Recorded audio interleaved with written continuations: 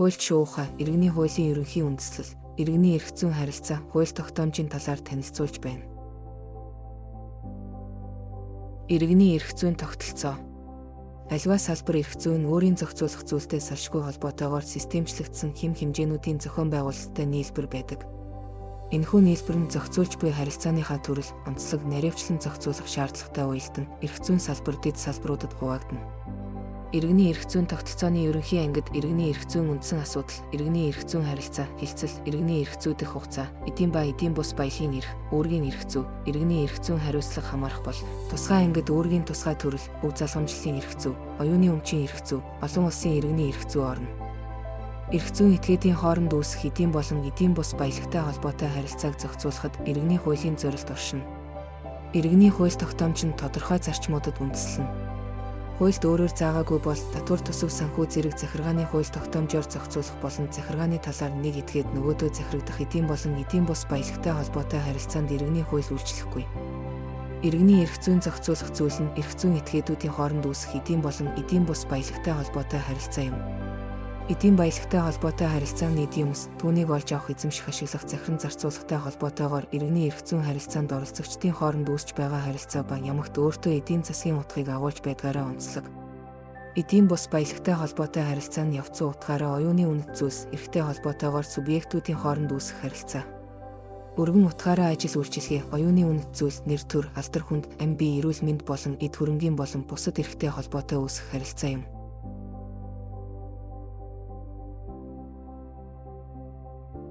Иргэний эрх зүйн зарчим гэдэг нь иргэний эрх зүйн хэм хэмжээг тогтоох, иргэний эрх зүйн харилцаанд оролцогчдын үйл ажиллагааг зохицуулах, эрх үүргийг хэрэгжүүлэхэд мөрдлөг болгох үзэл баримтлал буюу үндсэн чиглэмж юм.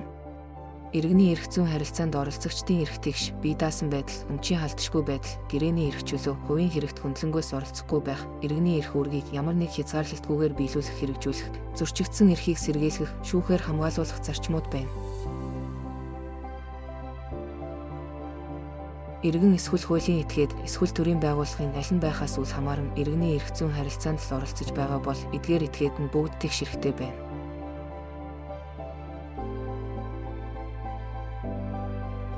Оролцогчид бие даасан байх зарчим. Иргэний эрх зүйн харилцаанд аливаа этгээдийг оролцохыг төрөөс буюу бусад субъектээс ялгах боломжгүй. Гагцхүү хуульд заасан тохиолдолд тухайлбал бусдад гэм хор учруулсан дундын өмчлөлтэй холбоотойгоор тухайн этгээдийн эсрэг шаардлага гаргах тухай хууль зөвшөөрсөн тохиолдолд өөрөө хүлээж буй хариуцагч субъект болж оролцох ёстой болдог.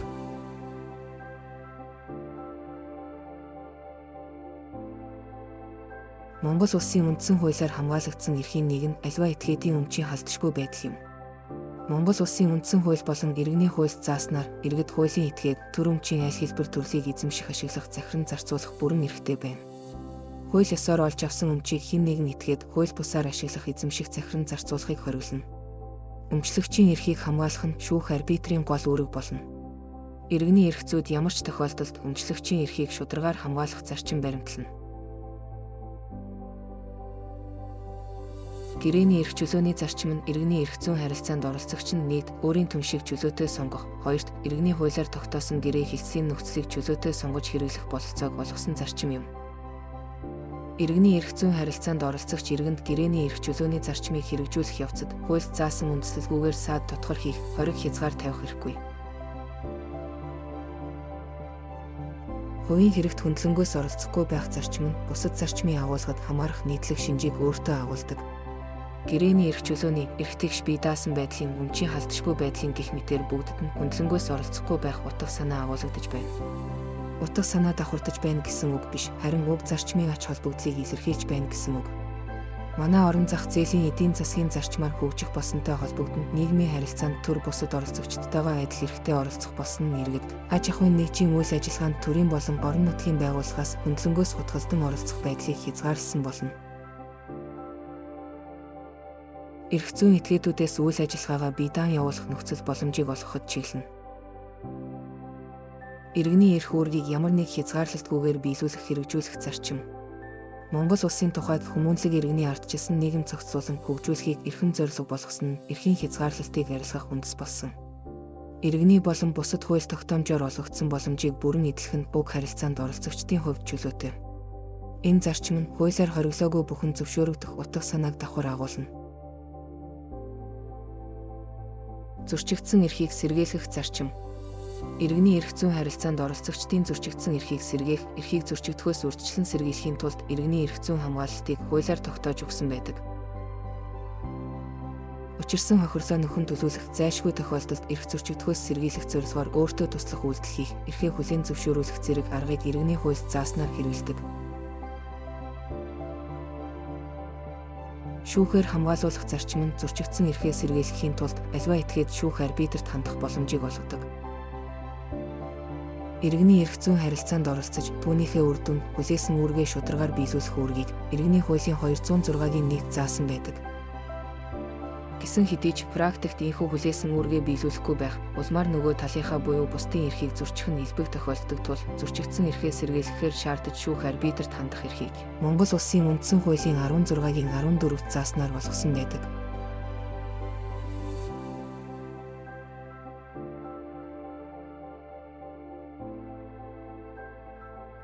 Иргэний хуулийн их сурвалж гэдэг нь иргэний эрх зүйн хэм хэмжээний илрэн гарах гадаад хэлбэр.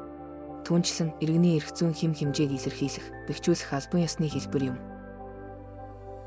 Иргэний хуулийн үндс нь их сурвалж, гол их сурвалж, бусад их сурвалж гэж байна.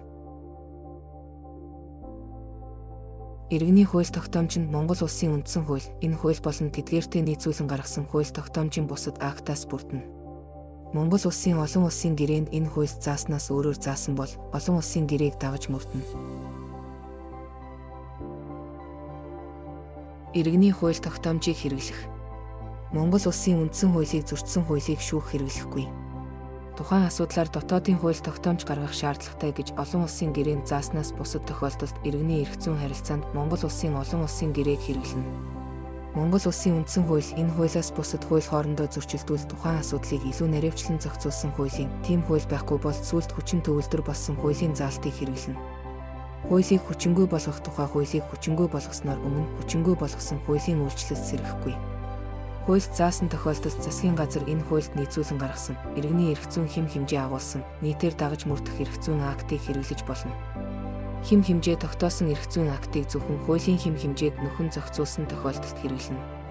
Хуулийг мэдэхгүй буюу буруу ойлгосон нь хуулийг хэрэглэхгүй байх, хуульд заасан хариуцлагаас чөлөөлөх үндслэл болохгүй. Иргэний хуулийг төсөөтэй хэрэглэх. Иргэний хуульд тухайн харилцааг зохицуулсан хэм хэмжээ байхгүй бол түүнтэй төсөөтэй харилцааг зохицуулсан хуулийн хэм хэмжээг хэрэглэнэ.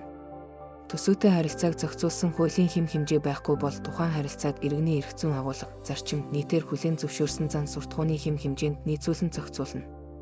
Тусгай харилцааг тухайлан зохицуулсан хэм хэмжээг бусад харилцаанд төсөөтэй хэрэглэж үл болно.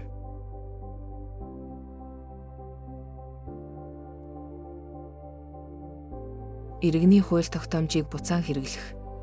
Хууль зааснаас бусад тохиолдолд иргэний хууль тогтоомжийг буцаан хэрэглэхгүй. Шинээр батлсан хууль тогтоомж нь гэрээний нэг буюу хоёр талын эрх, хууль ёсны ашиг сонирхолт хохирол учруулахаар бол гэрээний нөхцөл хүчин төвлөрдөр байна. Гэрээний талууд харилцан хүлээн зөвшөөрсөн тохиолдолд өмнө үйлчилж байсан хууль тогтоомжоос илүү тааламжтай нөхцөл олгож байгаа шинээр батлсан хууль тогтоомжийг хэрэглэж болно.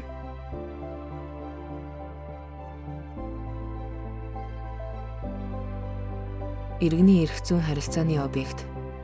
Хууль заасан үндслэл журмаар иргэний гүйлгээс хасагдаагүй, мөнгөөр үнэж болох, эдийн болон эдийн бус баялаг иргэний эрх зүйн харилцааны объект байна. Эдийн болон эдийн бус эрх, үйлдэл, эсвэл төв, мэдээлэл иргэний эрх зүйн харилцааны объект байж болно. Иргэний эрх зүйн харилцаанд оролцогч. Иргэний эрх зүйн харилцаанд оролцогч нь иргэн, хуулийн этгээд, хуулийн этгээдийн эрхгүй байгууллага байна. Иргэн гэж иргэний эрх зүйн харилцаанд оролцогч, Монгол Улсын иргэн, гадаадын иргэн, харьяалалгүй хүнийг ойлгоно. Төр засаг захиргаа нутаг дэвсгэрийн нээж болох аймаг, сум, нийслэл, дүүрэг нь иргэний эрх зүйн харилцаанд хуулийн этгээдийн нэгэн адил оролцоно.